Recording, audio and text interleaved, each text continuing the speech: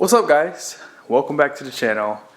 Someone asked me a question through email that I thought was a really good question, so I figured I'll just do a video on it. So obviously, if you're looking to buy a brand new truck and you know you're going to keep it long term, this video is going to be for you.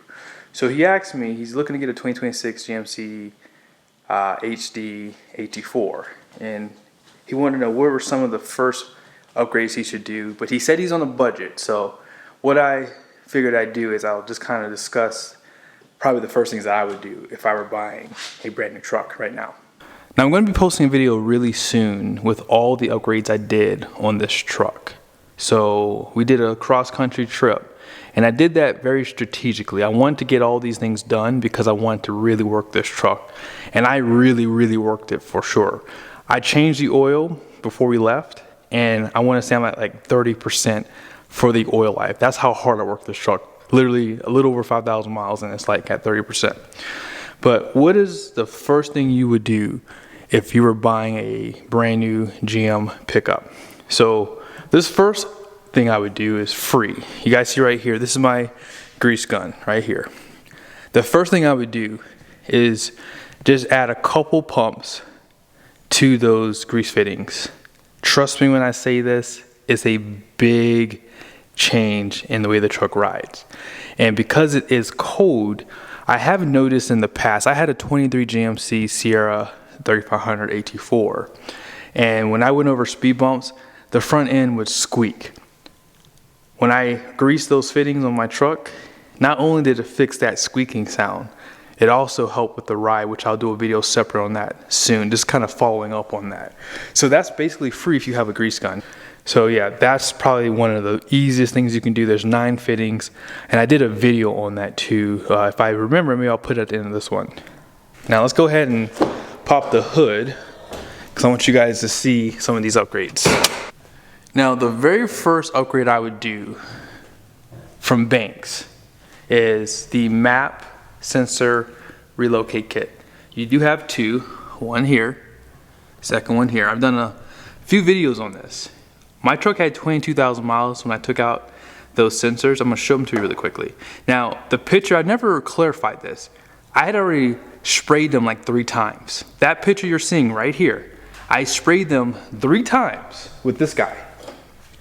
So, you hear that? This is probably a quarter full. So I pretty much use almost an entire can of map sensor cleaner, or mass airflow sensor cleaner is what it's called, just to get those clean. And I did kind of scrub them.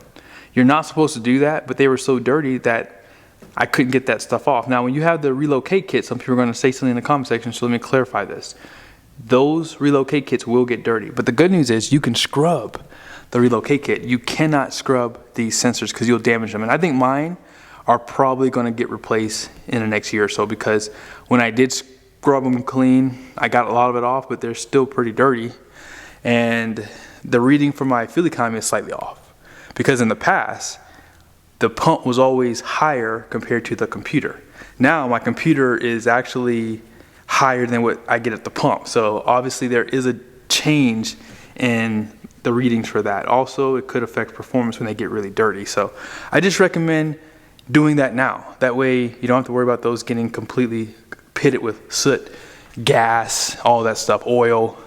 So yeah, fix that. And let's go online real quick so you guys can see the price. This relocate kit is only $129 for both sensors. They do have a single one, but it's just better to do both of them at the same time.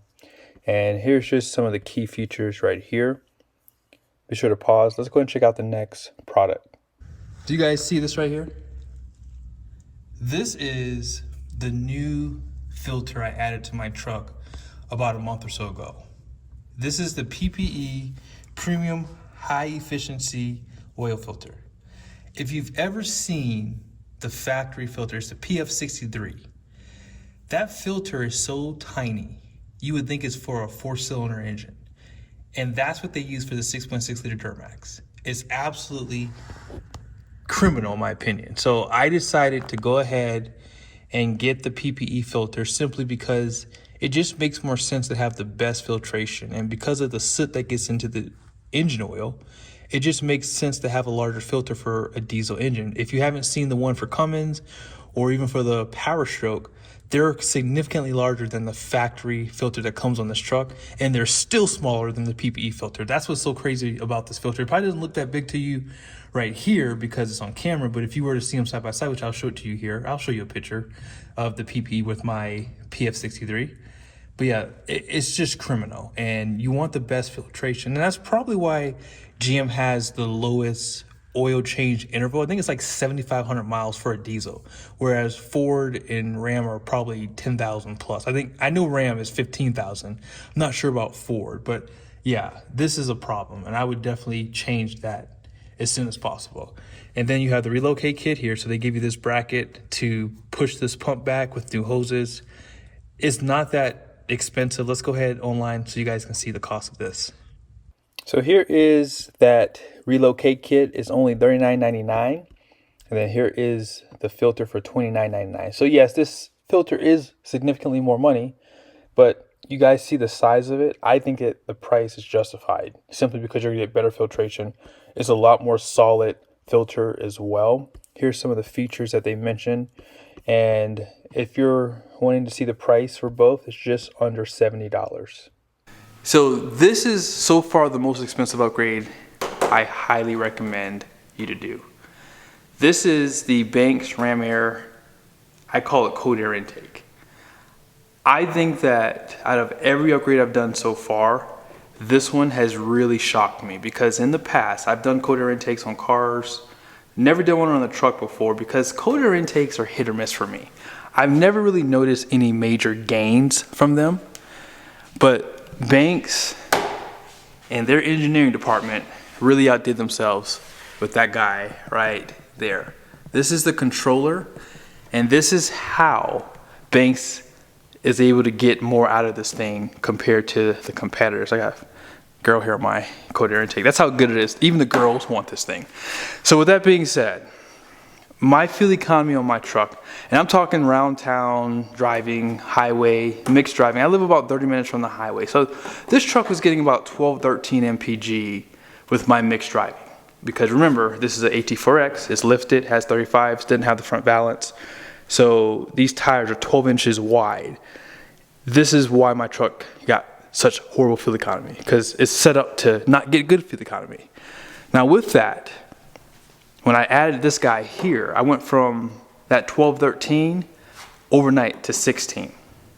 And that's with regens, that's with the same driving, that's within the same time frame of the year, not going into the fall seasons or the spring, which is typically the best fuel economy times because the temperatures are typically perfect almost. But it doesn't just stop there. The way that the cold air intake is engineered, it actually flows more air, because normally when you flow too much air past this guy here, this is your mass airflow sensor, bling, get a check engine light.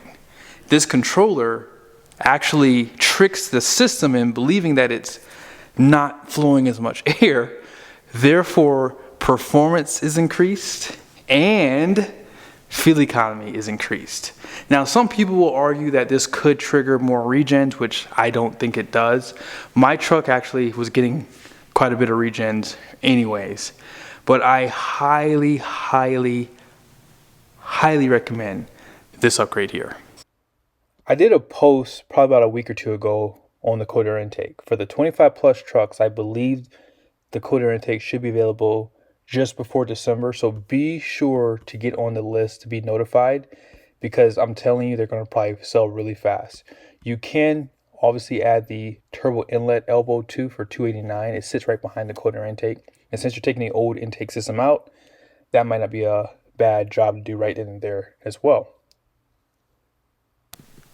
Now these upgrades here are optional, but I strongly recommend, if you're looking to get the most out of your truck and you want to really monitor stuff on it, this is probably the most important upgrade that you can do, simply because you can know the temperatures and the actual temperatures.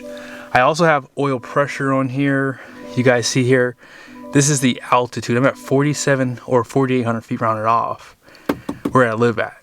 And this is the ambient air density. I'll show it to you here. See all that? You guys see my fuel rail pressure is at 42, although it's just showing a number there, but it's at 0.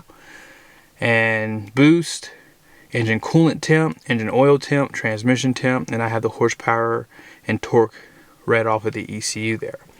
The reason why this is so important is because I've talked to you guys about plugging your truck in, and I know that some of you guys think I'm just insane because I'm plugging my truck in at 40, 50 degrees. As I've said, I use a 15W40 oil, and I like the idea of using the 15W40. I don't know why, but I just like to run that. This helps me to see that oil pressure and monitor that once the engine oil heats up. That way I can start driving a little bit more aggressively, I guess, for lack of a better term. I live 30 minutes from the highway, so I want to make sure I get this engine nice and warm before I start giving it too much throttle, because I think potentially that could be the trigger to the oil cooler failure. And so I highly recommend you get the Banks iDash. Now you don't have to do the dual like I have, but I'm just gonna tell you right now, it might be worth it just to get both. And with this, I recommend, if you want that power feel, this guy here, Pedal Monster, I'm going to put mine back in the truck. I'm lazy. I'm just, lazy. I haven't had a chance to do it yet. But that will actually make this truck perform better without adding power. And the Derringer is obviously $1,300, so that's out of the price range for budget friendly. So the Pedal Monster is the next best thing until you can save up to get that. So this alongside this work together great because you can control the Pedal Monster off of here. You do know that this is Bluetooth capable now as well, so you can do all your updates over the air. Very easy to do, and I just think that it gives you peace of mind to just be able to monitor things. You can check any codes that come up, I would say. You can trigger a regen if you like. It lets you know when you're about to go into a regen. That way you can take a longer way home. That way you can get that regen complete, and that way you don't obviously have issues with your emissions systems. So it doesn't add power, but it does help with the truck's overall performance by making sure you are on top of the regens, on top of the temperatures, make sure you're not running your transmission too cold by towing. Even when I'm hooked up to a trailer, I will allow it to get up to at least 100 degrees for the oil and things like that. Transmission, if you're obviously going to be towing, I recommend you don't use tow haul mode until that transmission gets up to at least 100 degrees. So you're still going to be taking it easy on the transmission until you get up to operating temperature. But it's just these types of things here that make the truck enjoyable, and I think will help with reliability in the future. Now the iDash Pro is $419. The Stealth Pod is $109. And I also have everything else in here, including the Pedal Monster for $295. So this is to check out. All you have to do is put the discount code, which is JBREVIEWS, and then boom. Now you can get a nice discount off of these products. Thank you guys so much for watching the video. I hope it was helpful. I do plan on doing a video probably a few days after this one, and you guys will see all my upgrades I've done so far. And then that way you can pretty much see what you want to do. Maybe you have more money to burn.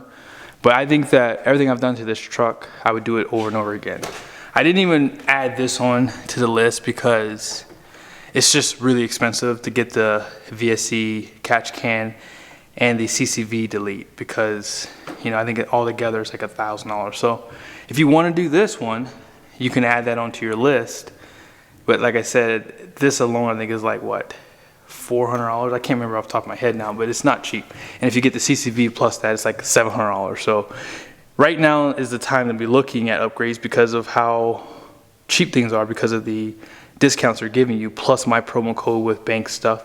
You can still use that right now, guys. So take advantage while you can. I don't know how long Banks is going to allow me to use their promo code. So get the things that you need. That way you get those nice discounts.